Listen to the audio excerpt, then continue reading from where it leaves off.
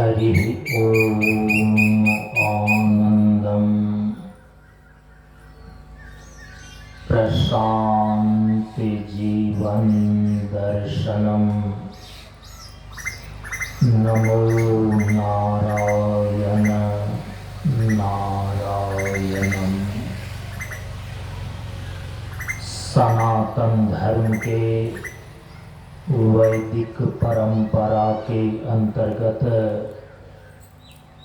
गुरु और शिष्य के बीच एवं वक्ता और श्रोता के बीच ज्ञान का आदान प्रदान होने के लिए प्रयुक्त वैदिक मंत्रों का पहले उच्चारण कर लें। ओम सहना भवतु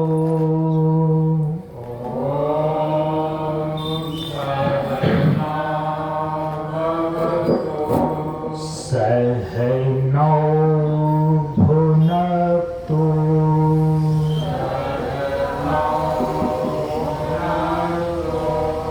सह वीर्यं करवावहै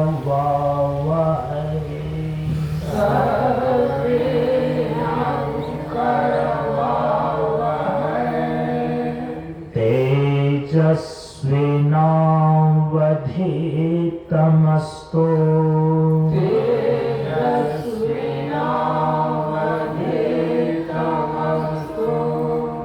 मा विद्विषावहै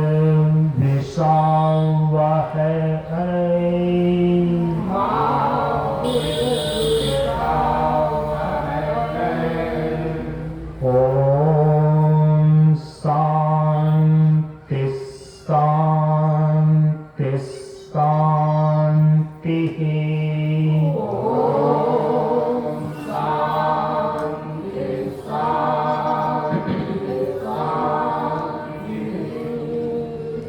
असतो मा सद्गमय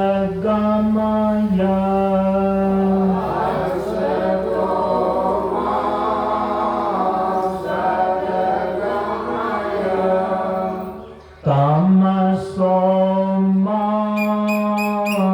ज्योतिर्गमय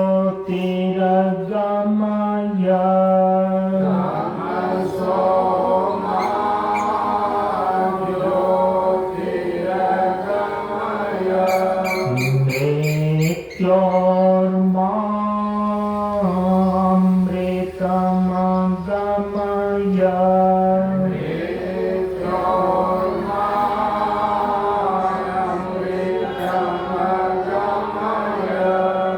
ओम शांति शांति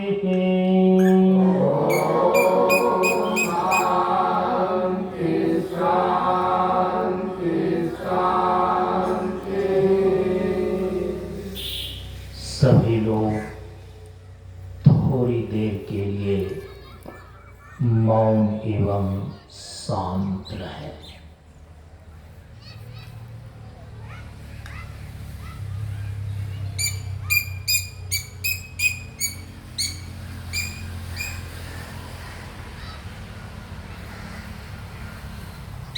नमो नारायण।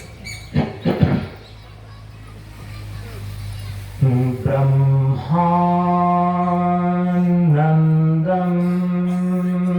परम सुखदं केवलं ज्ञानमूर्तिं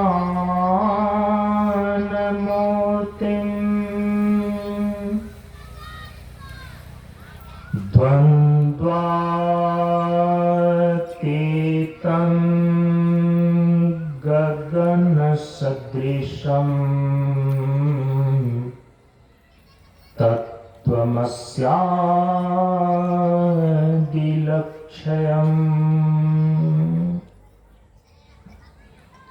एकं नित्यं विमल अचलम सर्वधि साक्षिभूतम्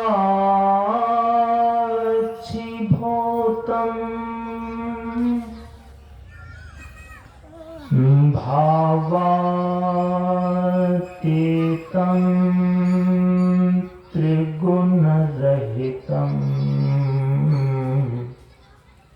सद्गुरुं तं नमामि।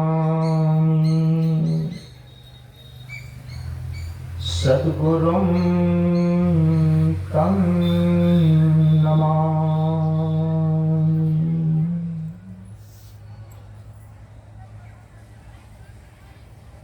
श्री गुरु चरण स्पर्श अनुभूति।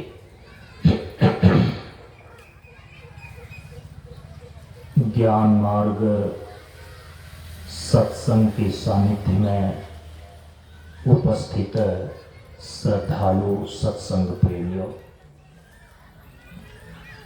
ज्ञान बढ़े गुणवान के संगत,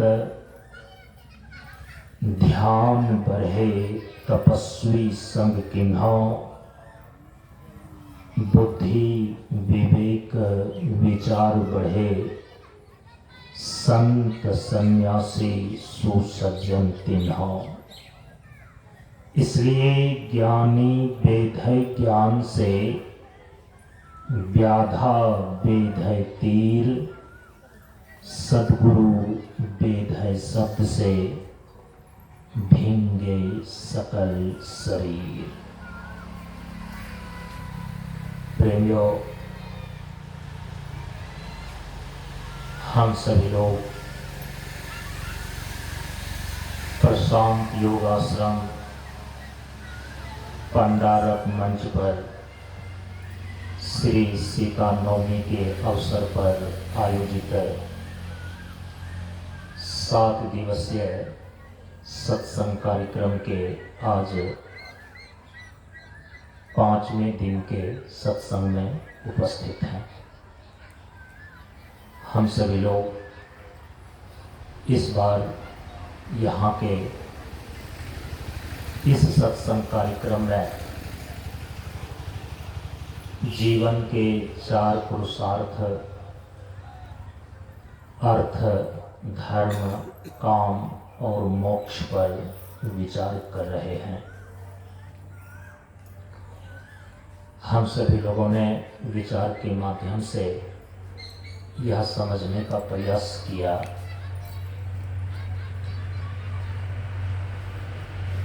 कि जीवन के ये 4 पुरुषार्थ अर्थ, धर्म, काम और मोक्ष, ये जीवन की पूर्णता को प्राप्त करने की 4 सीढ़ियां हैं। लेकिन इन चारों प्रकार की सीढ़ियों पर चल करके जीवन की यात्रा को पूर्ण करने वास्ते यह आवश्यक होता है कि आप अपने जीवन की गाड़ी को सबसे पहले सही पटरी पर रखें। कहने का अभिप्राय है कि जीवन को सबसे पहले दिशाहीन होने से बचाना आवश्यक है। यदि आपका जीवन दिशाहीन हो गया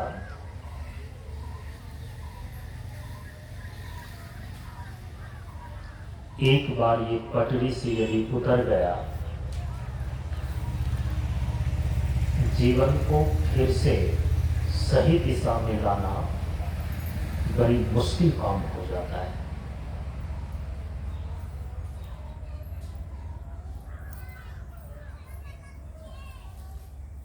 जीवन की पूर्णता को प्राप्त करने की जो ये 4 सीढ़ियां 4 पुरुषार्थ के रूप में हमारे सनातन धर्म के ग्रंथों में संत महापुरुषों ने निश्चित किया है, कोई भी व्यक्ति विधिवत इन 4 सीढ़ियों को तभी पार कर सकता है जब उसके जीवन की दिशा सही हो। जीव की निरंतर गतिशीलता का नाम है जीवन। और कई दिनों से आप सुन ही रहे हैं कि जीव तत्व जो सभी लोगों के शरीर के भीतर विद्यमान है, ये मरने वाला नहीं। ईश्वर अंश जीव अविनाशी। अविनाशी का अर्थ ये होता है जिसका नाश नहीं होता, उसको बोलते हैं अविनाशी। उसी को बोलते हैं नित्य, उसी को बोलते हैं सत्य। ये सभी पर्यायवाची शब्द हैं। पर्याय का अर्थ होता है मतलब, माने, मीनिंग। वाची माने कहने वाले शब्द। ये सभी के सभी पर्यायवाची शब्द हैं। सभी शब्दों का लगभग एक ही अर्थ है, चाहे अविनाशी कहें, चाहे नित्य कहें, चाहे सत्य कहें। जीव है अविनाशी, ये मरने वाला तत्व नहीं है। शरीर मर जाता है क्योंकि शरीर है मरण धर्मा।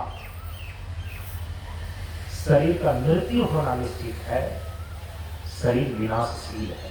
लेकिन इसी विनाशशील मरण धर्मा शरीर के भीतर जो चेतन जीव है, ये अविनाशी तत्व है। ये कभी मरता नहीं है। आकर 4,84,000 योनि भ्रमत यह जीव अविनाशी। फिरत सदा माया कर प्रेरा, काल कर्म स्वभाव कुल घेरा। इस प्रकार से यदि देखें तो आपके जीवन की श्रृंखला करोड़ों वर्ष पुरानी है। अविनाशी जीव केवल शरीर बदल देता है, और जब शरीर बदलता है तो कितने प्रकार के शरीरों में ये जाता है, आकर 84 लाख प्रकार के शरीरों में भ्रमक यह जीव अविनाशी। यह अविनाशी जीव 84 लाख प्रकार के शरीरों में भ्रमण करता है, भटकते रहता है।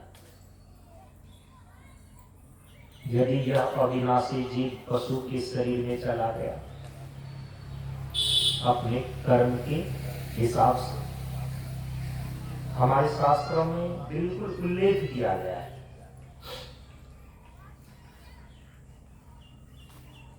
कि इस प्रकार का कर्म करेगा तो इस जीव को ऐसा शरीर मिलेगा। और इसमें कहीं भी किसी भी प्रकार से शंका नहीं करनी चाहिए।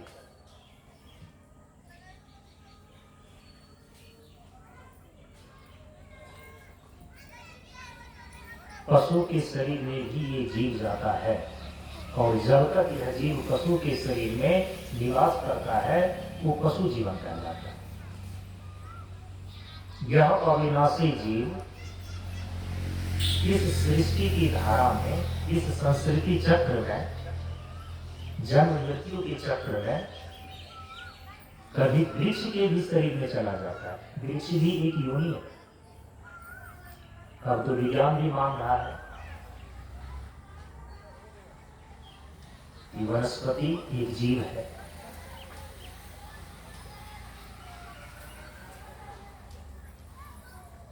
बायोलॉजी में बोटनी और जूलॉजी, वनस्पति विज्ञान और जीव विज्ञान, प्राणी विज्ञान, दोनों को मिलाकर के जीव विज्ञान का, माने वनस्पति भी, वृक्ष भी एक योनि है, एक शरीर है। तो जब तक यह अविनाशी जीव उस वृक्ष के शरीर में रहता है वो वृक्ष जीवन कहलाता है। पशु के शरीर में रहा तो पशु जीवन कहलाता है। जब तक यह जीव मनुष्य के शरीर में रहता है मनुष्य जीवन कहलाता है। इस भूल भ्रम में आप मत रहना कि कोई भी जीव एक बार मनुष्य के शरीर को पा गया तो सदा के लिए वह मनुष्य का जीवन ही पाता रहेगा बारंबार। नहीं, बारंबार मिलत नहीं नरतन, हरि भजन में गाए हैं, अवसर पाई यही तेहिया। भगवान श्री राम का वचन है, बड़े भाग मानुष तन पावा।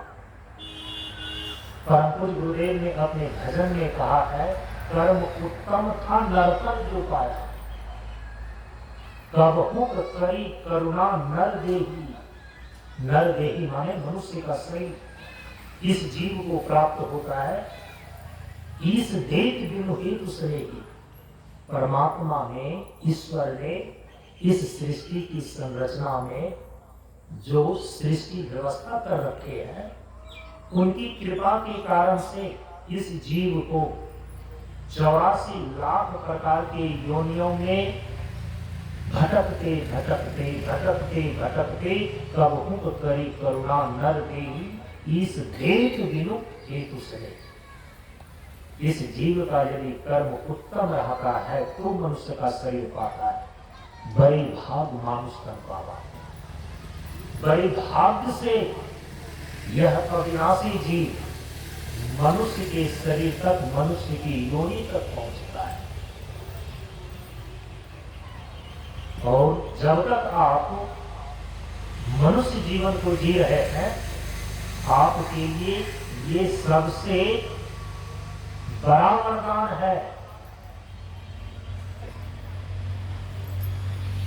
ये सबसे बड़ा सौभाग्य है, क्योंकि बारंबार मिलत नहीं करता। जब तक यह अविनाशी जीव मनुष्य के शरीर में निवास कर रहा है, ये मनुष्य जीवन कहलाता है। यही जीव यदि वैदिक तरीके से पुण्य कर्मों का अनुष्ठान करता है तो उस पुण्य कर्म की बहुलता से यह देवता के शरीर को भी प्राप्त कर लेता है। जीव ही देवता बनते हैं, देव योनि है, देवता के शरीर होते हैं। यही अविनाशी जीव कर्मोपासना के बल से वैदिक पुण्य की बहुलता से देवत्व को प्राप्त हो जाता है, देव योनि को प्राप्त हो जाता है। भगवान श्री कृष्ण ने गीता में स्पष्ट रूप से अर्जुन को समझाया है, ऊर्ध्वं गच्छन्ति सत्वस्थाः, जिनके सत्कर्म होते हैं, सतोगुण के प्रभाव से यह जीव ऊर्ध्वं गच्छन्ति, यह उच्च योनि, देव योनि को प्राप्त कर लेता है। और जब तक देवता के शरीर में यह अविनाशी जीव रहता है, तब तक देवता का जीवन कहलाता है। मध्य तिष्ठन्ति राजसाः, भगवान ने कहा है।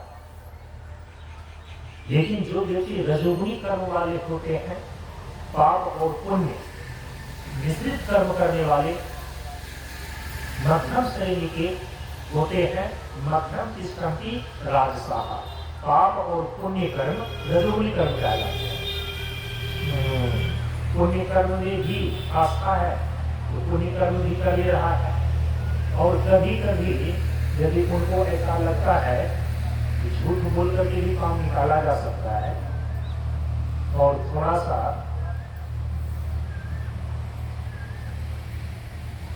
यदि हाथ फेरा जाए, चोरी की जाए, झूठ बोली जाए, तो लाखों करोड़ रुपये आ सकते हैं, तो थोड़ा पाप कर्म भी कर लेता है। तो ये हो गया मिश्रित कर्म। पाप विवर्जित केवल पुण्य कर्म हो तब ऊर्ध्वं गच्छन्ति सत्वस्थाः, तब उच्च योनि की प्राप्ति होती है इस जीव को। हमारे शास्त्रों में लिखा, मध्यम तिष्ठन्ति राजसाः, लेकिन जो मिश्रित कर्म करने वाले जीव होते हैं, जो पाप कर्म भी कर लेता है और पुण्य कर्म भी कर लेता है, जब जब जो मौका मिलता है वो कर लेता है। जैसे कि बहुत सारे लोग यहाँ पर हरि सत्संग कर रहे हैं, निश्चित रूप से पुण्य पुंज बिनु मिल ही न सकता। या तो उनके पूर्वजों का पुण्य का प्रभाव है, संस्कार दिया हुआ है तो सत्संग में आए हैं, या इस जीव का खुद पूर्व जन्म का कोई पुण्य है उसके कारण से सत्संग में पहुंचे हैं। अब यहां से जाने के बाद तो थोड़ा सा पाप का संस्कार का जब उदय होगा वो पाप कर्म भी कर लेते हैं, तो हो गया ये मिश्रित, पुण्य भी किया और पाप भी कर दिया। तो मिश्रित कर्म करने वाले जो जीव हैं उसके लिए बताया गया है मध्यम तिष्ठन्ति, वो मध्यम योनि में रहता है।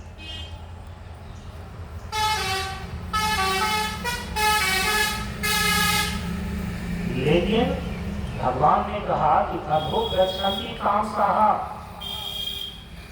जिस जीव के कर्म दुष्कर्म होते हैं केवल पाप ही पाप की बहुलता होती है, पुण्य कर्म के प्रति उनकी महत्व बुद्धि होती ही नहीं।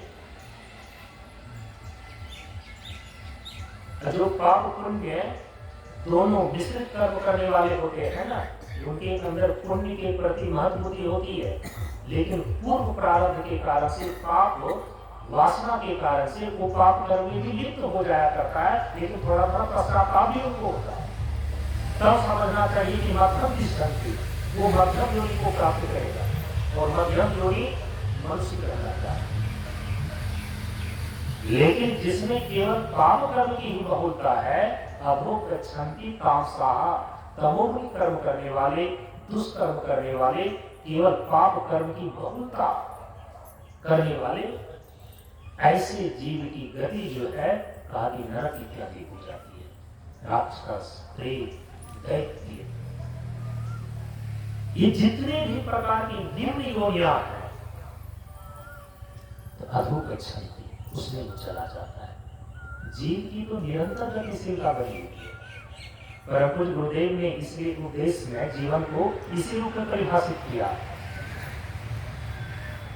सहजता और सरलता के साथ समानता के मार्ग पर गतिशीलता ही जीवन है। गतिशीलता ही जीवन है। किस चीज की गतिशीलता? अविनाशी जीव की निरंतर गतिशीलता का नाम जीवन है। सत्कर्म किया, ऊर्ध्व गच्छन्ति सत्वस्थाः, देव योनि को प्राप्त किया, देवता का जीवन कहलाया। मध्यम तिष्ठन्ति राजसाः, पाप और पुण्य कर्म मिश्रित किया इस जीव ने, तो मध्यम योनि मनुष्य इत्यादि का शरीर पा गया। और कहीं इसी अविनाशी जीव ने अपनी अज्ञानता मूर्खता के कारण से, कुसंग के कारण से, केवल पाप कर्म की ही बहुलता में कर्म करता चला गया, पाप कर्म ही अधिक हुआ, पुण्य कर्म हुआ नहीं। अधो गच्छन्ति तामसाः, उनकी अधोगति हो जाती है। फिर वो जीव तो प्रेत इत्यादि योनि को प्राप्त हो जाता है, वृक्ष इत्यादि योनि को प्राप्त हो जाता है, वो राक्षस दैत्य इत्यादि योनि को प्राप्त हो जाता है, नरकगामी हो जाता है। ये तीन प्रकार संसार में गति होती है जीव की। ये तीनों गति संसार की ही मानी गई है। चाहे ऊर्ध्व गच्छन्ति, ऊर्ध्वलोक चले जाए, स्वर्ग इत्यादि में देवता का शरीर पालन, या इसी मृत्यु लोक में मनुष्य का शरीर पाकर के मनुष्य जीवन व्यतीत करने वाला हो या जीव, या तो ये नरक इत्यादि में कुकर्म के कारण से ये जीव चला जाए। तो संसार की ये तीन ही गति है। इसी में जन्म और मृत्यु इसका होते रहता है। कर्म के अनुसार से इसका शरीर बदलते रहता है। तो केवल शरीर बदलता है, जीव तो वही रहता है। जीव है अविनाशी।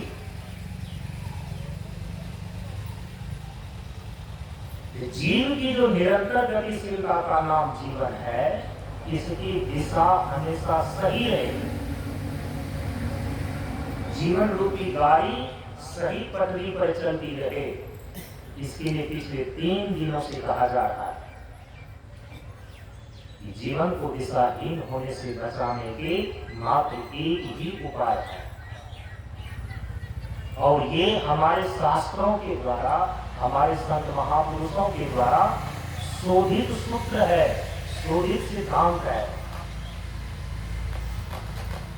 कि जीवन को दिशाहीन होने से बचाने के केवल एक ही सूत्र है कि 3 चीजों का आश्रय ग्रहण कर लें, 3 चीजों के आश्रय में आप चलें, उनके अनुशासन में चलें, उनके नियंत्रण में अपने आप को चलावें, तो आपका जीवन, इस जीवन की जो निरंतर गतिशीलता बनी हुई है, ये कभी भी बेपटरी नहीं होगा, ये दिशाहीन नहीं होगा।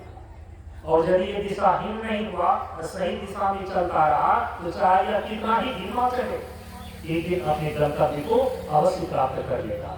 जीवन के जो 4 पुरुषार्थ है, चारों पुरुषार्थ में जो अंतिम परम पुरुषार्थ मोक्ष है, मोक्ष तक अवश्य ये पहुंच जाएगा। ये दृढ़ सिद्धांत है सनातन धर्म का। 3 चीजों के आश्रय में कौन कौन चीजें आई? पहला गुरु का आश्रय, दूसरा ग्रंथ का आश्रय, और तीसरा गोविंद का आश्रय। ये आश्रय शब्द जो है ना, जब श्रीमद् भागवत महापुराण को आप पढ़ेंगे, बड़े महत्वपूर्ण के उसमें प्रतिपादित किए गए। आश्रय तत्व जिनका आश्रय सिद्ध हो जाता है,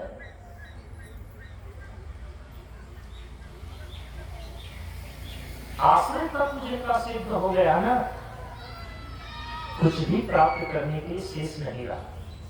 लेकिन आश्रय की सिद्धि एकाएक अचानक नहीं हो जाती है।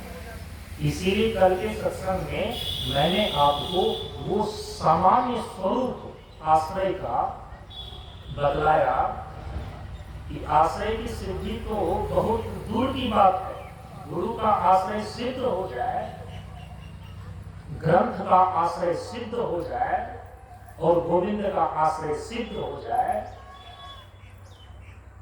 भागवत महापुराण ने तो कहा कि भागवत के जितने लक्षण बतलाए गए हैं, कुल 10 लक्षण बतलाए गए, और मुख्य रूप से उसमें 5 लक्षण बतलाए गए। उन 5 और 10 लक्षणों में सबसे अंतिम जो लक्षण है भागवत का, वो आश्रय तत्व ही है। आश्रय की सिद्धि, जितने भी प्रकार की साधना, जितने भी प्रकार की उपासना आप करते हैं, उसका एक ही लक्ष्य है आश्रयत्वम, आश्रय सिद्ध हो जाना। फिर कुछ भी प्राप्त करने के लिए शेष नहीं रह जाता। और 3 चीजें का आश्रय सिद्ध हो जाए, जिनको गुरु आश्रय सिद्ध हो गया, ग्रंथ का आश्रय सिद्ध हो गया, गोविंद का आश्रय सिद्ध हो गया, ये बचा क्या? लेकिन ये आश्रयत्व की जो यात्रा है, ये आश्रयत्व की जो सिद्धि है, वो अचानक नहीं होती है। तो आरंभ कहां से करेंगे? तो कल मैंने इस पर थोड़ा प्रकाश डाला था, एक बार फिर से कह देता हूं। अभी गुरु के आश्रय का सीधा तात्पर्य इतना ही केवल है कि गुरु की परंपरा में जितने भी गुरुजन हैं, संत महापुरुष हैं, उनके प्रति आपका, माने इस जीव का महत्व बुद्धि होना, उनके प्रति आदरणीय, सम्मानीय और पूज्य भाव रखना, ये आश्रयत्व का ये आरंभिक बिंदु है। अभी केवल आप इतना ही कर सकते हैं, और यहीं से आपके आश्रयत्व की सिद्धि की यात्रा आरंभ होगी।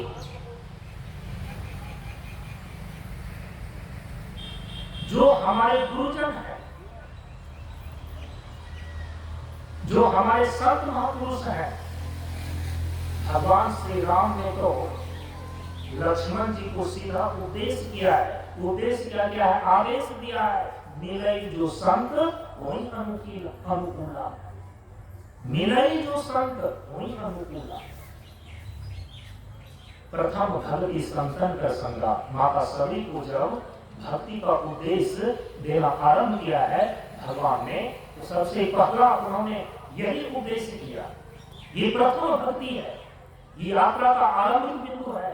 प्रथम भक्ति संतन कर संगा। और परम पूज्य गुरुदेव ने तो यहाँ तक कहा कि सत्संगति में पाया है साधन सुंदर ज्ञान। सब कुछ आप पाएंगे यहीं से, सारा रास्ता खुलेगा। सत्संगति में पाया है क्या क्या? साधन सुंदर ज्ञान।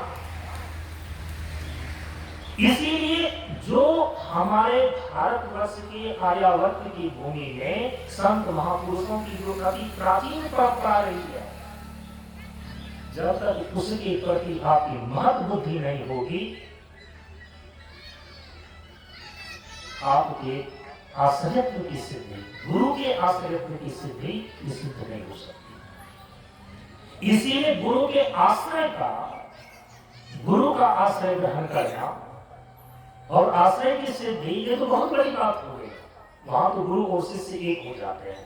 परंतु गुरुदेव ने उपदेश में निर्देश किया है छठे खंड के उपदेश के 12वें बिंदु पर कि गुरु और शिष्य एक है। जब हम भगवान की भक्ति करने के लिए चलते हैं, ये जीव ब्रह्म हो जाता है। ब्रह्म जानाति ब्रह्मेव भवति। जहां आश्रय तो सिद्धि भी तो एकत्व हो जाता है, वो तो आश्रय तो सिद्धि है। लेकिन आश्रय का आरंभ कहां से होगा? वो आरंभिक बिंदु तो पहले जाने, वहां से शुरू करें। गुरु के प्रति आश्रय तो सिद्धि, वो तो गुरु और शिष्य एक कर देता है। शिष्य की चेतना गुरु की परम चेतना से जब एकाकार हो जाती है, तो समझना कि गुरु के प्रति आश्रय तो सिद्धि हो गई। फिर गुरु में जो जो कुछ घटित होता है, वो चीजें आपके अंदर घटित होगा। वहां गुरु और शिष्य एक है, दो नहीं है। लेकिन ये यात्रा आपकी आरंभ होगी तभी जब सर्वप्रथम आप यहां से गुरु के आश्रय तो सिद्धि का यात्रा का आरंभ यहां से करें। जितने भी हमारे गुरुजन, जो गुरु परंपरा में जितने श्रेष्ठ महापुरुष हैं, उनकी प्रति आदर बुद्धि रखें, अपने भीतर पूजनीय बुद्धि रखें, सामान्य बुद्धि रखें। इसको एक शब्द में कहते हैं उनके प्रति महत्व बुद्धि का रखना।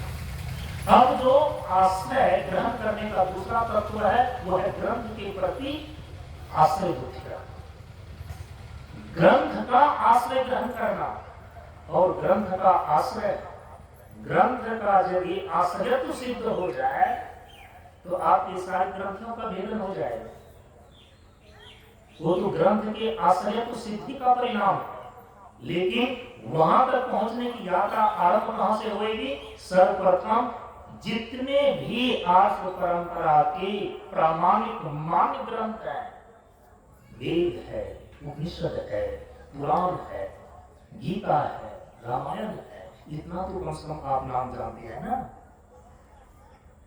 भूल से भी आप अपने दिमाग में इस फितूर बात को बैठने मत देना कि उसमें कपोकल्पित बातें लिखी हुई है। ये आपके जीवन को दिशाहीन कर देगी। दुनिया में इतनी हवाएं चलती हैं और प्रामाणिक विचार के, उड़ जाएंगे उसमें, आप कहीं नहीं टिक पाएंगे। इतने विचारों के तूफान चलते हैं, आंधियां चलती है, बड़े बड़े लोगों की मान्यताएं आज उखड़ रही है। इसीलिए अपने प्रामाणिक ग्रंथों के प्रति प्रमाण बुद्धि होना, यही है ग्रंथ के प्रति आश्रय को ग्रहण करना। आश्रय की सिद्धि तो बहुत दूर की बात है, लेकिन उस आश्रय ग्रहण करने का आरंभ कहां से होगा? कि अपने आर्ष परंपरा के ग्रंथों में कम से कम यह जीव, यह मनुष्य अपनी प्रमाण बुद्धि रखे। प्रमाण बुद्धि का मतलब है कि उसमें जो बातें लिखी हुई है वो प्रामाणिक है, कपोकल्पित नहीं है।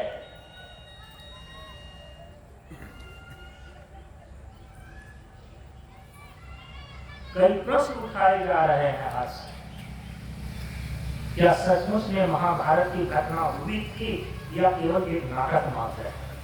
और बड़े बड़े प्रोफेसर इस पर विचार कर रहे हैं। ये खेत में हल जोतने वाले किसान की बात नहीं है, ये कुदाल काटने वाले मजदूर की बात नहीं है। बड़े बड़े प्रोफेसर की बुद्धि इसमें दिग्भ्रमित हो रही है।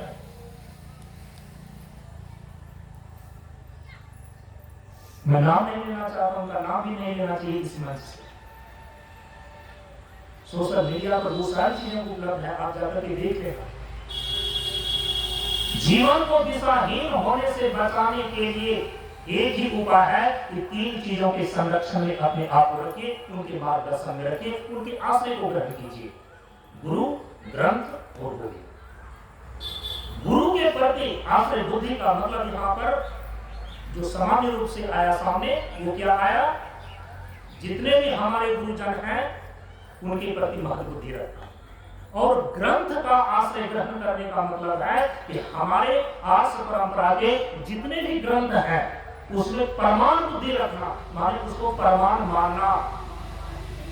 अब हो सकता है कि हमारे तत्वदर्शी महापुरुषों के द्वारा जो उसमें तत्व मीमांसा की गई है, जो जीवन के अपर तत्व और परम तत्व के विषय में बतलाया गया है, परमार्थ और व्यवहार का निरूपण किया गया है, कई बार हमारे जीवन के आचार विचार से वो टैली नहीं करेगा, मेल नहीं खाएगा, समझ में नहीं आएगा।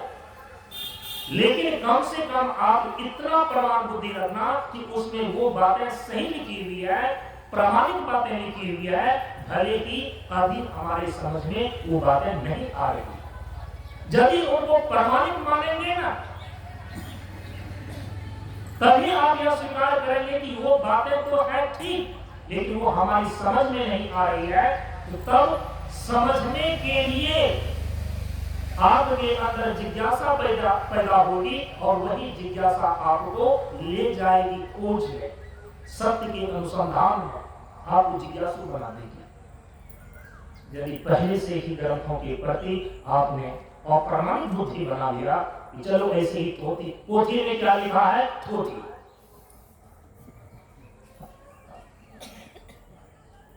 कुछ जानता हो, कभी कोई ग्रंथों को पढ़ा ना हो, लेकिन वे भी व्यक्ति हमेशा ये बोलते हुए पाए जाते हैं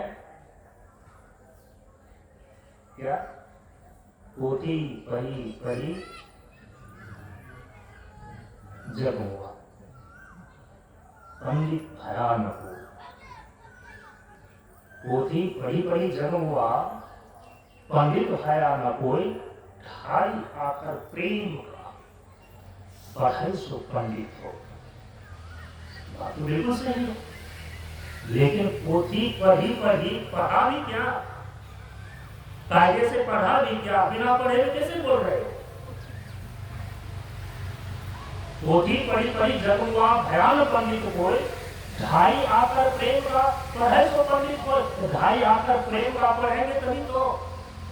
हाँ, ढाई आकर प्रेम का जिसने पढ़ लिया ना, सारी पोथियां उसके पीछे पीछे चलती है। लेकिन याद रखना, जब तक ढाई आकर प्रेम का आपने नहीं पचाया है, नहीं पढ़ा है, आपको पोथी पढ़ना होगा। भगवान गोस्वामी तुलसीदास महाराज ने तो स्पष्ट लिखा ना, भगवान शिव की वाणी है। गोस्वामी तुलसीदास जी महाराज लिखते हैं, हरि व्यापक सर्वत्र समाना, प्रेम ते प्रगट वही में जाना। वो 2.5 अक्षर प्रेम है। यदि 2.5 अक्षर प्रेम को आपने पढ़ लिया तो उसकी कसौटी क्या बनी? अब उसकी कसौटी क्या बनी? प्रेम ते प्रगट वही में जाना। परमात्मा तो आपके सामने प्रगट हो जाना चाहिए, आपके हृदय में साक्षात्कार हो जाना चाहिए। यह है 2.5 अक्षर प्रेम का। और 2.5 अक्षर प्रेम का पढ़ तो नहीं पाते हैं। जिन महापुरुषों ने ये कहा है, उन्होंने पढ़ पढ़ करके 2.5 अक्षर तक पहुंच गए थे। और ओम में भी ना 2.5 मात्रा ही होता है, 3.5 मात्रा अ उ म। ये 2.5 अक्षर प्रेम का तो नहीं पढ़ पाते हैं, लेकिन 2.5 अक्षर केवल प्रेम में ही नहीं है, ढाई अक्षर ईर्ष्या में भी है। यदि आप व्याकरण जानते हैं, मैं अब आपको बता रहा हूं, ढाई अक्षर विष में भी है, ढाई अक्षर दंश में भी है।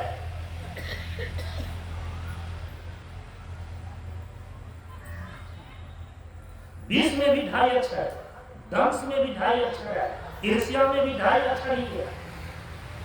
रात दिन तो हम ये दंश विष वाला ढाई अक्षर हमेशा पढ़ते रहते हैं, प्रेम वाला ढाई अक्षर तो पढ़ नहीं पाते हैं। यदि प्रेम का ढाई अक्षर पढ़ लिया तो उसकी कसौटी है प्रेम के प्रगट हो ही नहीं जाना, परमात्मा को प्रगट हो जाएगा।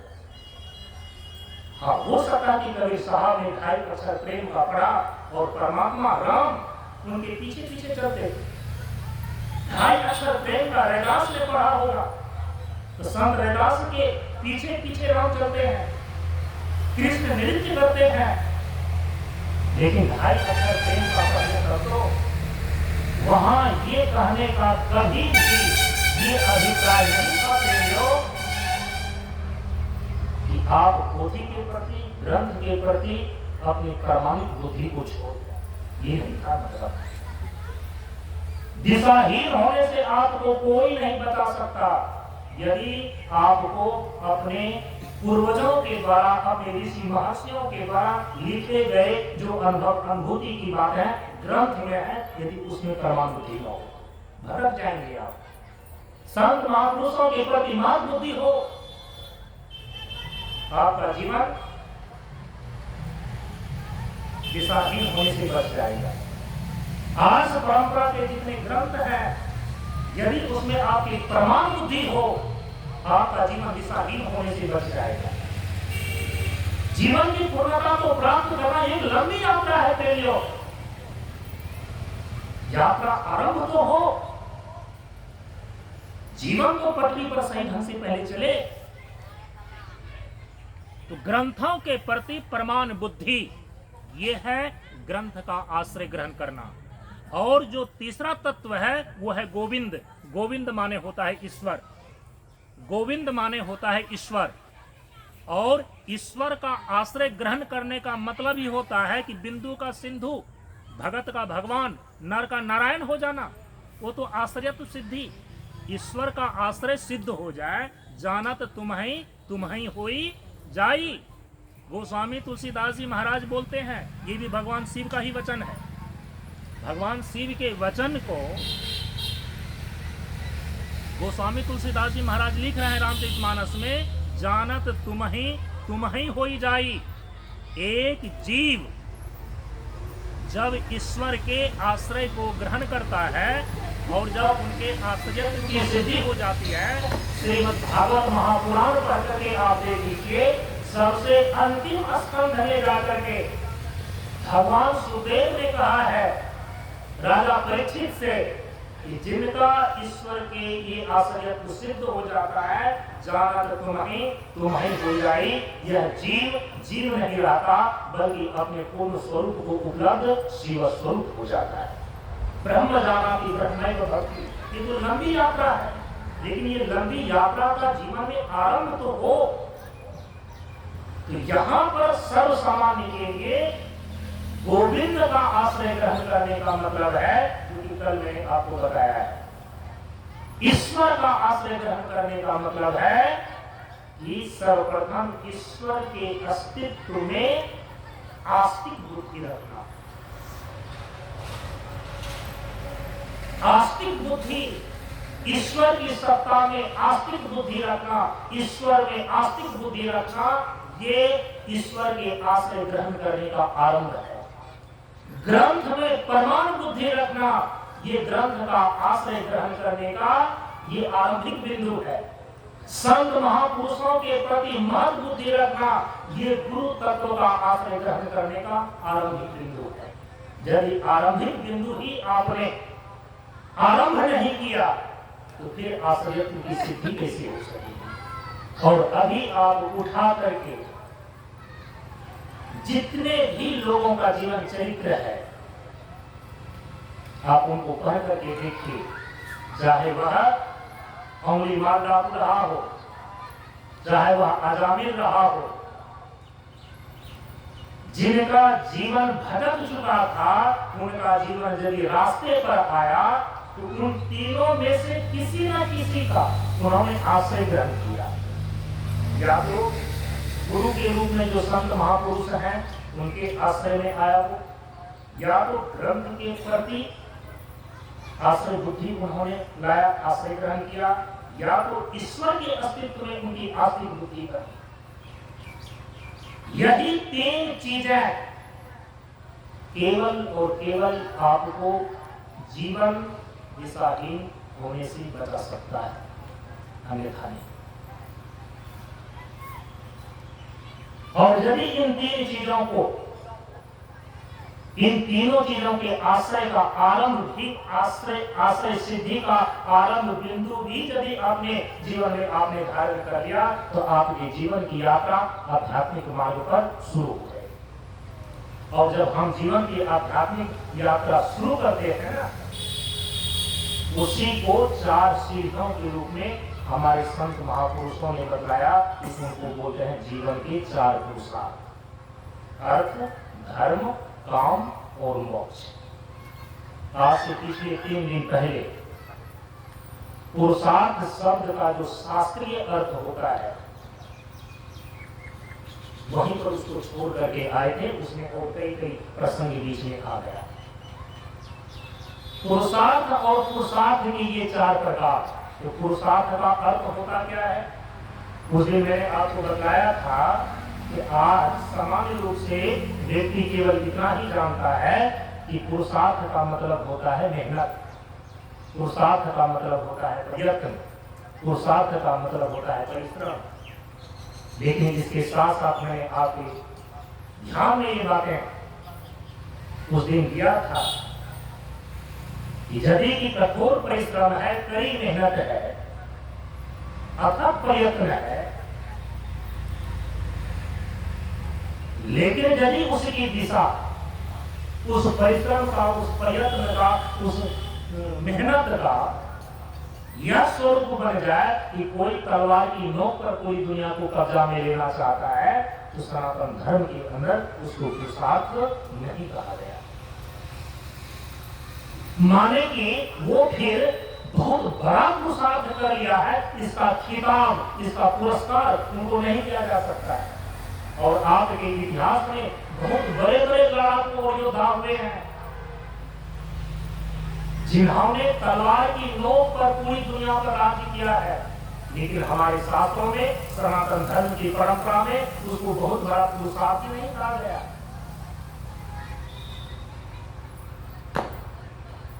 और जहां बड़ा पुरुषार्थ होता है, इसलिए उसकी एक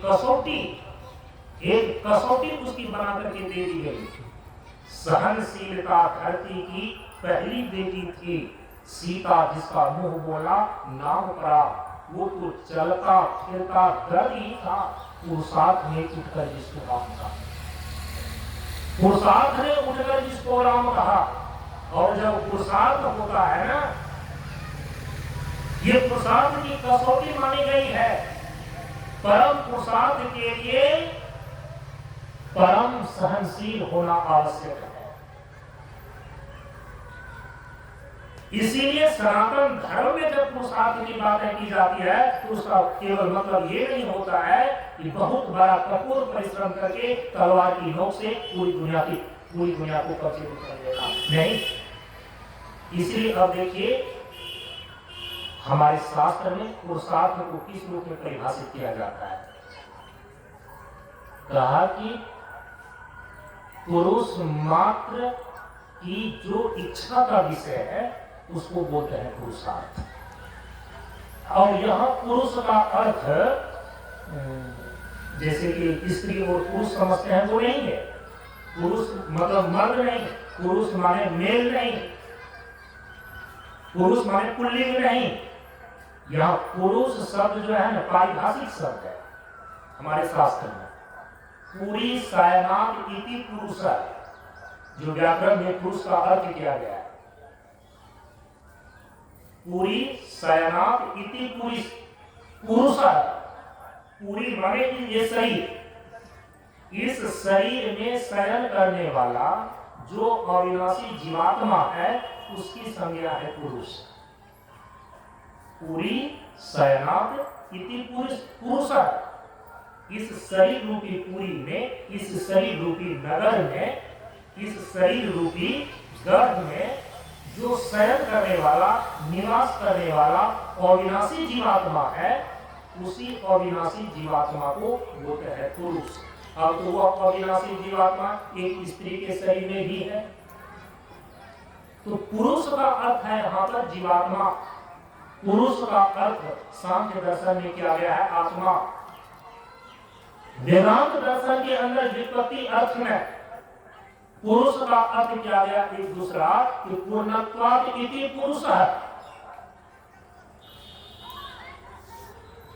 पूर्णत्वात् इति पुरुषः, जो पूर्णता प्राप्त स्थिति है, जो पूर्ण है, उसको बोलते हैं पुरुष। यहां पर पुरुष का अर्थ हो जाता है परमात्मा। पूर्णत्वात् इति पुरुषः, यह जो पुरुष शब्द का व्युत्पत्ति अर्थ है, इस व्युत्पत्ति अर्थ के द्वारा पूर्णत्वात् इति पुरुषः, तो पुरुष का अर्थ है यहाँ पर परमात्मा।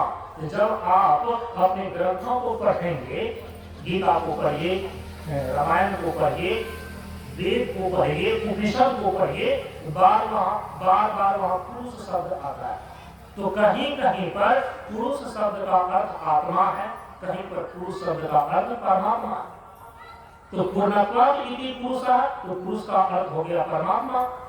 पुरी शयनात् इति पुरुषः, जो इस शरीर रूपी पुरी में शयन करने वाला जीवात्मा है, उसको पुरुष कहा गया। यहाँ पुरुष का अर्थ हो गया जीवात्मा। तो पुरुष के अर्थ दो प्रकार से हो गए। व्यष्टि धरातल पर पुरुष का अर्थ होता है जीवात्मा, जो प्रत्येक शरीर में निवास करने वाला है। और समष्टि धरातल पर पुरुष का अर्थ होता है परमात्मा, जो कि पूर्ण है। तो अब यहां पर पुरुषार्थ शब्द को परिभाषित किया जा रहा है कि पुरुष मात्र की जो इच्छा का विषय है, उसको बोलते हैं पुरुषार्थ। अब पुरुष मात्र माने क्या हो गया? जीव मात्र। अब यहां पुरुष का अर्थ परमात्मा ही लेंगे। पुरुष का अर्थ यहां पर परमात्मा नहीं लिया जा सकता, क्योंकि परमात्मा में जो परम चेतन तत्व है वह पूर्ण होने के कारण से उसमें किसी चीज को पाने की इच्छा ही नहीं होती। लेकिन जो यह व्यष्टि चेतन के रूप में जीवात्मा है, इसमें तो कई प्रकार की कामनाएं हैं, कई प्रकार की इच्छाएं हैं, कई चीजों को ये पाना चाहता है। तो परमात्मा में किसी चीज का अभाव नहीं है। परमात्मा चूंकि पूर्ण है, इसे उसमें इच्छा नहीं हो सकती, किसी चीज को पाने की इच्छा उसमें नहीं है। तो पुरुष मात्र की इच्छा का जो विषय है उसको पुरुषार्थ कहते हैं। तो यहां पर इच्छा होती है किस पुरुष में? जीव पुरुष में। जीव मात्र, चाहे वह स्त्री हो, चाहे वह पुरुष हो, चाहे वह पढ़ा लिखा हो, चाहे अनपढ़ हो, चाहे वह किसी जाति धर्म में पैदा हुआ हो, जितने भी जीव जिस शरीर को भी धारण किया है, सभी जीवों के इच्छा का जो विषय है उसको बोलते हैं पुरुषार्थ। अब यदि शास्त्र ऐसा बोलता है कि सभी जीवों की इच्छा का जो विषय है उसको बोलते हैं पुरुषार्थ, तो सभी जीवों में तो असंख्य जीव है और असंख्य जीव के अंदर असंख्य इच्छाएं हैं, तो क्या फिर पुरुषार्थ असंख्य हो जाएंगे? कहा कि नहीं। असंख्य जीवों के अंदर जो असंख्य इच्छाएं हैं, उन सारी इच्छाओं को यदि एकीकृत किया जाए, वे दो रूप में ही होंगे। ये विचार का विषय है, चिंतन का विषय है।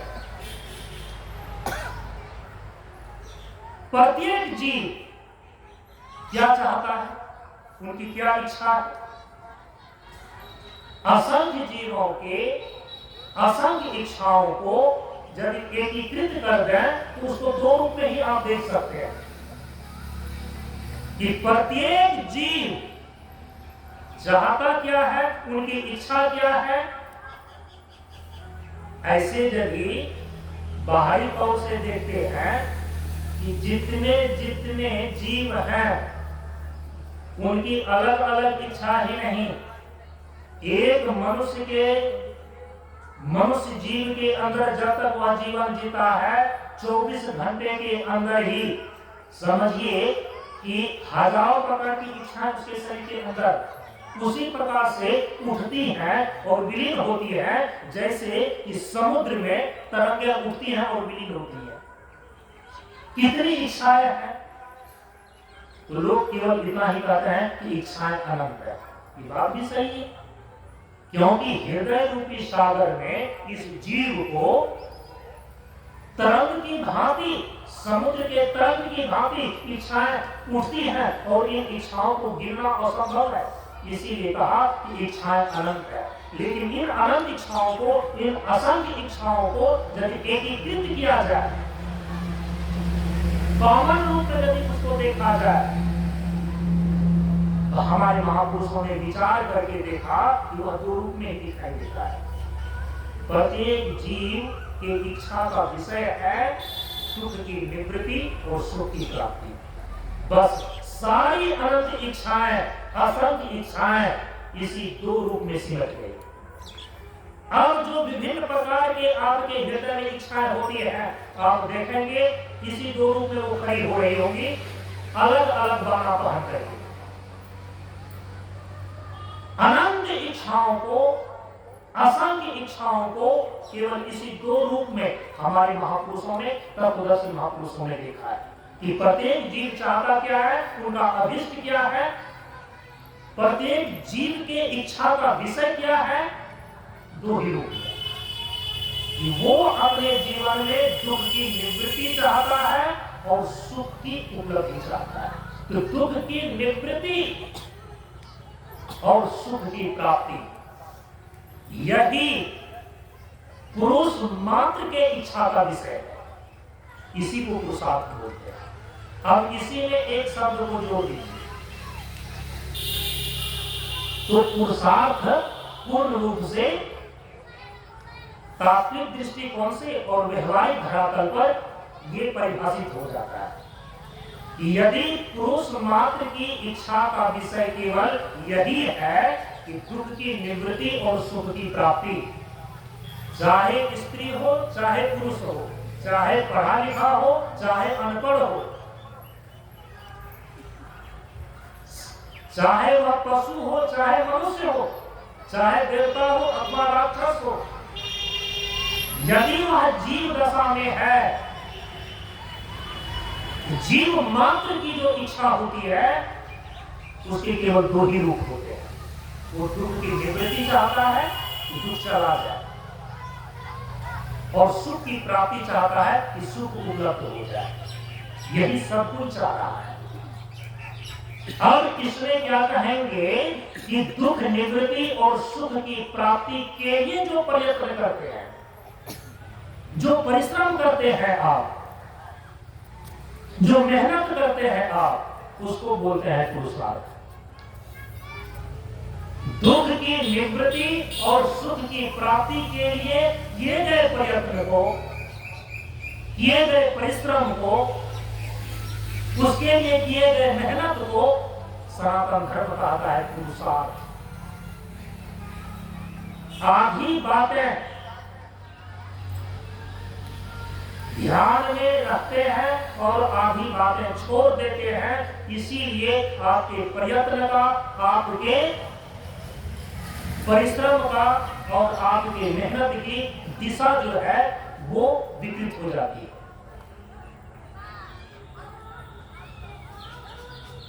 दुख की निवृत्ति और सुख की प्राप्ति असंख्य इच्छाओं का यही एकीकृत रूप है।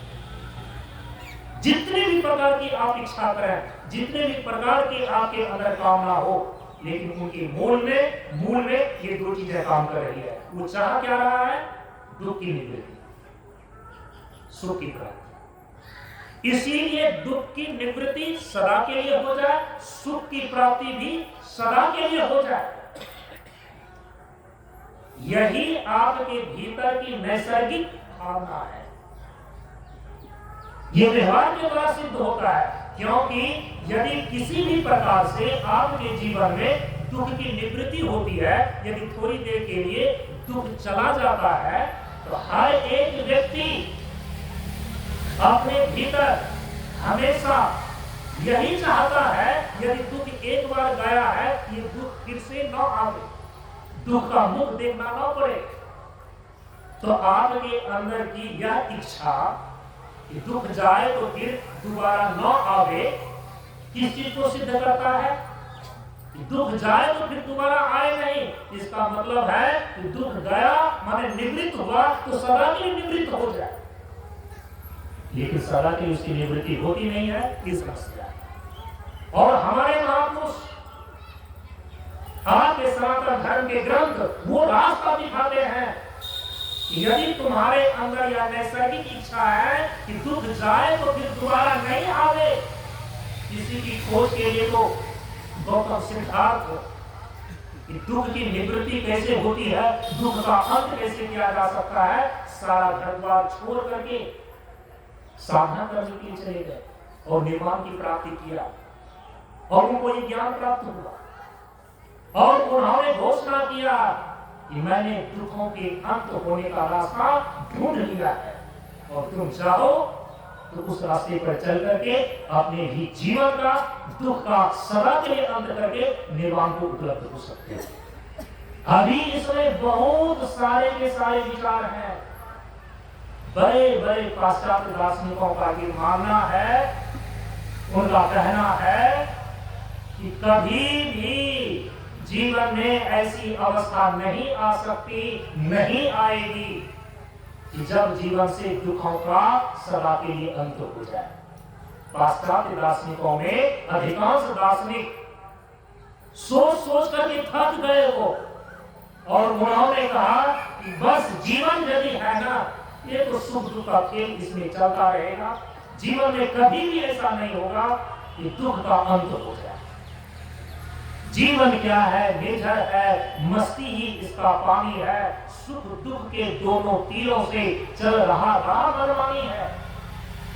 ये बात ठीक है, सुख दुख के दोनों किनारों से ये जीवन की सहीता बहती है, कभी दुख के किनारे से टकरा करके तो कभी सुख के किनारे से टकरा करके ये जीवन की सहीता चलती रहती है।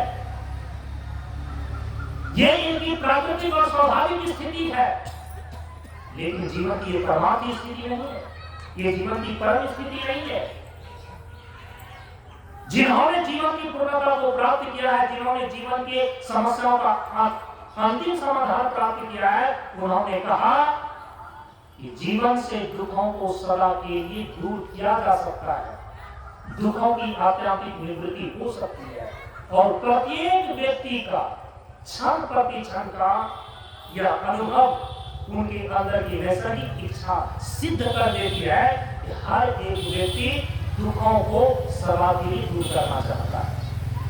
दुखों को सदा के लिए दूर करना, इसको बोलते हैं दुख की आत्यात्मिक निवृत्ति। इसके बाद इच्छा का जो दूसरा रूप है वो है सुख की प्राप्ति। आप बताइए कि कौन ऐसा व्यक्ति है जो सुख नहीं चाहता है? चाहे स्त्री हो पुरुष हो, पढ़ा लिखा हो अनपढ़ हो, पशु हो या मनुष्य हो, देवता हो या राक्षस हो, कौन है जो सुख प्राप्त नहीं करना चाहता है? जो बहुत दिन से सत्संग कर लिए हैं, इधर उधर से ग्रंथ पढ़ लिए हैं, तो उनके दिमाग में फटाक से एक बात आ जाती है, माता कुंती का प्रश्न। माता कुंती ने भगवान श्री कृष्ण से कहा था महाभारत में, यदि तुम कुछ देना चाहते हो तो मुझे दुख दे दो। क्योंकि भगवान श्री कृष्ण ने कहा कि बुआ मांगो, क्या मांगती हो, मैं आज देने के लिए तैयार हूं। रिश्ते में बुआ लगती थी ना माता कुंती भगवान श्री कृष्ण। माता कुंती ने कहा कि कान्हा यदि तुम देना चाहते हो ना, देना चाहते हो कुछ ना, मुझे दुख दे दो। भगवान श्री कृष्ण ने कहा कि तुम पागल हो गई। सारे के सारे व्यक्ति जो है इसी दुख को दूर करने के लिए तो जब करता है, तब करता है, सब कुछ करता है, और तुम दुख मांग रही हो। लेकिन पूरे प्रसंग को वहां जाकर के आप पढ़िए तो पता चलेगा, दुख मांग करके दुख के ब्याज से माता कुंती सुख सिंधु को मांग रही है। क्योंकि जब भगवान श्री कृष्ण ने पूछा माता कुंती को कि तुम्हें दुख क्यों चाहिए, क्योंकि सब कोई तो सुखी जीवन चाहता है, इतना तो दुख तुम झेल चुकी हो, झेल रही हो कि जवानी में ही विधवा हो गई, 5 बच्चे को लेकर के किसी प्रकार से पालन पोषण तुम्हें करना पड़ा, और अंतिम समय में ये दुख मांग रही हो। तो माता कुंती ने उसका जवाब दिया ना, इसीलिए मैं मांग रही हूं दुख, क्योंकि सुख के नाम से जितने लोग परिचित है, जिसको वो सुख कहता है, वे संसार के सुख है, और संसार के सुख में जीवन का समाधान है नहीं। संसार का सुख तो पानी के बुलबुले की भांति है, अब दिखा तब गया।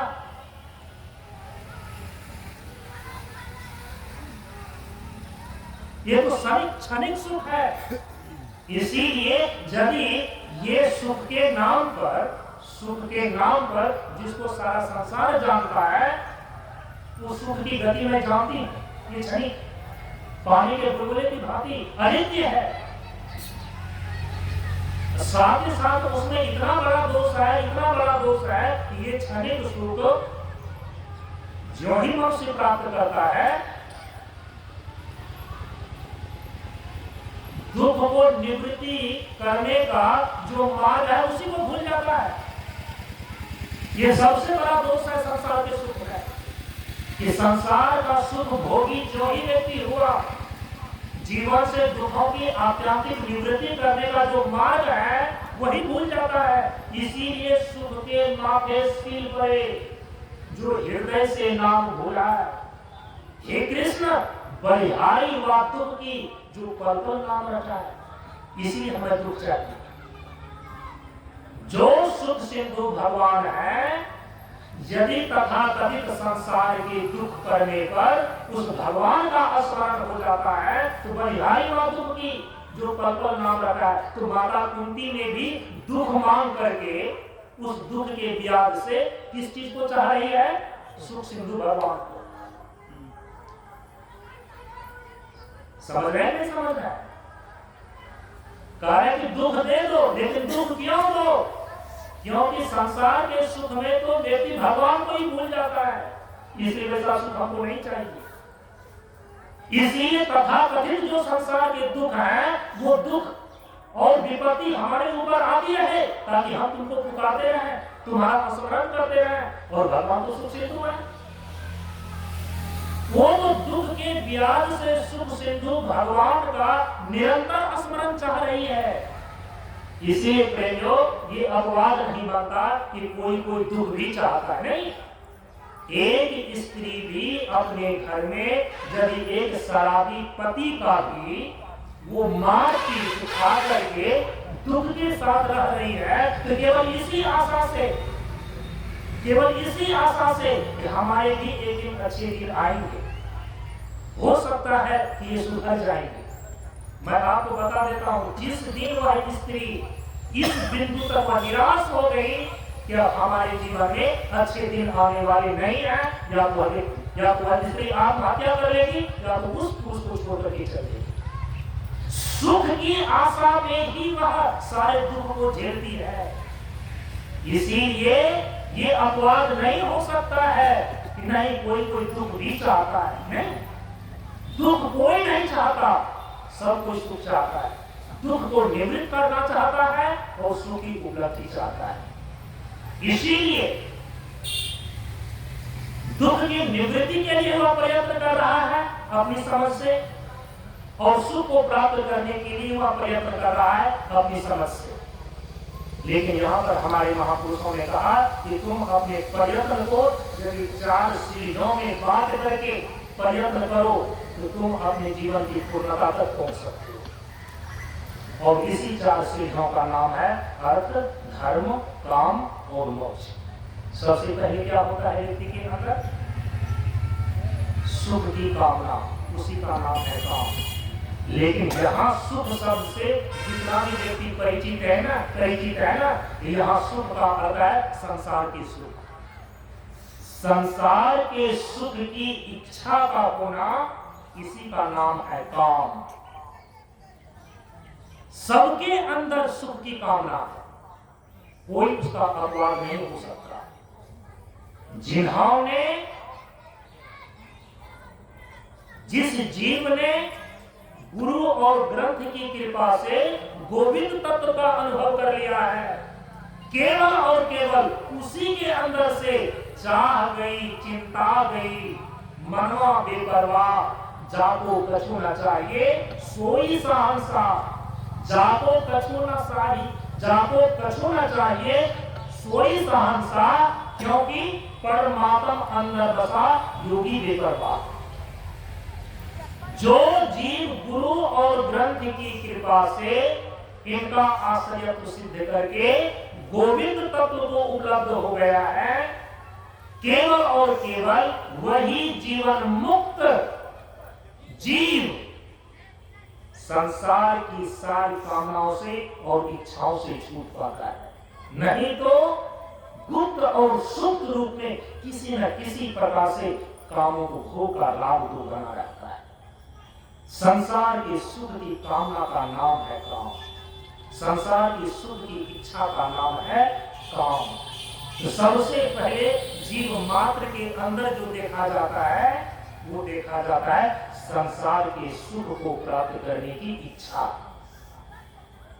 यदि ये इच्छा हो गई तो क्या ये आपको चैन से बैठने देगी? नहीं बैठने देगी। किसको संसार के सुख की इच्छा नहीं है?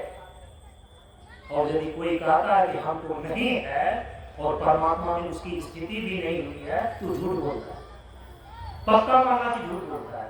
यदि अपने भीतर उनको समाधि नहीं लग रही है, साधना के द्वारा भीतर आनंद नहीं उनको उपलब्ध हो रही है, और वो कह रहा है कि हमको नहीं चाहिए सुख, संसार की सुख की इच्छा नहीं है, वो झूठ बोल रहा है। केवल साधक जो सिद्धि के रास्ते पर साधना करते करते आ चुका है, जिन्होंने ये देख लिया है कि संसार के सुख में जीवन का समाधान नहीं है, जिनका विवेक इतना परिपक्व हो गया है, उनका भी पिछले जन्मों का गुप्त और सुप्त राग आकर के कभी कभी संसार की इच्छा, संसार की सुख की इच्छा का दस्तक दे जाता है। सच्चाई नहीं है। जब तक वह सुख सिद्ध परमात्मा में अवस्थित नहीं हो जाता है, तब तक संसार की सुख की इच्छा तो होती ही रहती है। और यदि होती रहती है ना, हमारे महापुरुष इतने निर्दोष थे, इतने निष्कपटी थे, उन्होंने कहा कि सच्चाई को पहले स्वीकार करो, और यदि स्वीकार कर लेते हो ना, तो फिर इसको कैसे पूरा किया जाए, इस रास्ते पर चलो। यदि संसार के सुख को प्राप्त करने की कामना है हृदय में, देख रहे हैं ये सच है, तो अब तो इसको प्राप्त करने के लिए प्रयत्न नहीं किया जाएगा। अब उसके लिए जो प्रयत्न किया जाएगा, उसके लिए अर्थ की आवश्यकता पड़ेगी, क्योंकि संसार के सुख के लिए तो व्यवस्था चाहिए, भोजन चाहिए, कपड़ा चाहिए, वस्त्र चाहिए, पत्नी चाहिए, पुत्र चाहिए, सगा संबंधी चाहिए, एक समाज चाहिए, क्योंकि आप अकेला रह नहीं सकते। और अकेला रहेगा कौन? जो निराधार में आनंद, प्रसन्न और संतुष्ट रहने की क्षमता को प्राप्त कर लिया है, ऐसा योग सिद्ध व्यक्ति ही हिमालय की गुफाओं में या कंदराओं में जाकर अकेला रह सकता है। आप तो एक सामाजिक प्राणी है, आप समाज से भाग नहीं सकते। इसीलिए हमारे महापुरुषों ने जो तुम समाज में रहते हो, समाज में रहने के लिए विवश हो तुम, समाज तुम्हारी आवश्यकता है, तो समाज में कैसे रहोगे उसके लिए उन्होंने नियम निश्चित किया और उस नियम का उल्लंघन करके आप अपने जीवन में ऊपर नहीं उठ सकते। इसीलिए यदि संसार के सुख की कामना है उसको पूरा करने के लिए हमें अर्थ चाहिए, हमें व्यवस्था चाहिए, हमें धन चाहिए। इसीलिए अर्थ को भी फिर कहा ये पुरुषार्थ है, पहला काम पुरुषार्थ, इसके बाद अर्थ पुरुषार्थ। अब जो हमारे अंदर संसार के सुख की कामना है उसको पूर्ति करने के लिए जो व्यवस्था चाहिए उनके लिए तो अर्थ की आवश्यकता पड़ेगी, तो अर्थ को उपार्जन। अब अर्थ के उपार्जन एक आदमी नहीं है, पूरी दुनिया की भीड़ है। अब उसके लिए तो एक फिर नियम निश्चित होना चाहिए ना कि इसी प्रकार से अर्थ का उपार्जन किया जाए। उसी अनुशासन का नाम हमारे ऋषियों ने रखा, उसका नाम दिया धर्म। उस अनुशासन का नाम दिया धर्म कि कामोपभोग और अर्थोपार्जन का जो अनुशासन है उसी को शास्त्र में कहा गया है धर्म।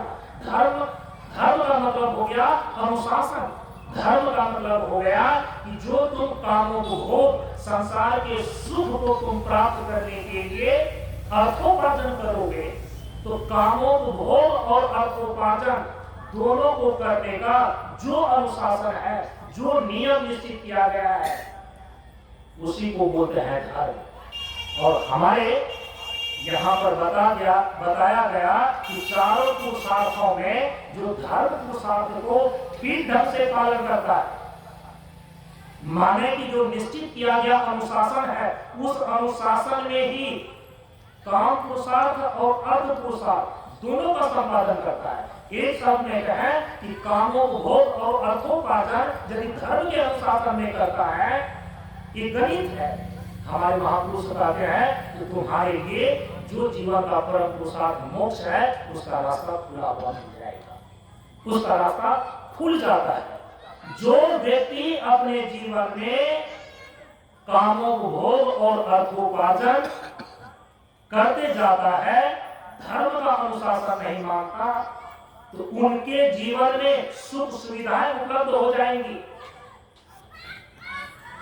अर्थ का उपार्जन करके वो करोड़पति अरबपति भी हो जाएंगे। यदि कामोपभोग और अर्थोपार्जन का अनुशासन यदि धर्म का पालन उसने नहीं किया, धर्म के अनुशासन में कामोपभोग और अर्थोपार्जन नहीं किया, तो हमारी महर्षियों का कहना है कि उसके लिए मोक्ष पुरुषार्थ का रास्ता बंद हो जाता है। यही चारों पुरुषार्थ की निश्चितता है। यदि कोई व्यक्ति अपने जीवन में कामोपभोग काम पुरुषार्थ, उसके लिए जरूरी है अर्थोपार्जन, इन दोनों को धर्म के अनुशासन में करता है, उनके लिए मोक्ष का रास्ता खुल जाता है, वो मोक्षगामी हो सकता है। और यदि किसी ने कामोपभोग और अर्थोपार्जन को धर्म के अनुशासन में नहीं किया, बल्कि जैसे मन तैसे करके चला गया, उनके लिए मोक्ष का रास्ता बंद हो जाता है। वो कभी भी अपने जीवन में जीवन के परम पुरुषार्थ मोक्ष को सिद्ध नहीं कर सकता। इस बात को हम अगले दिन और आगे बढ़ाएंगे, क्योंकि बाहर से लोग आए हैं, उनको जाना भी है और प्रवचन भी कुछ विलंब से शुरू किया गया था।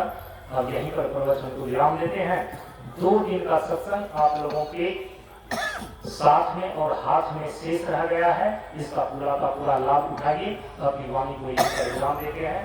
परम पूज्य गुरुदेव के श्री चरणों में नमन करते हुए आप सबों को एक साथ नमो नारायण।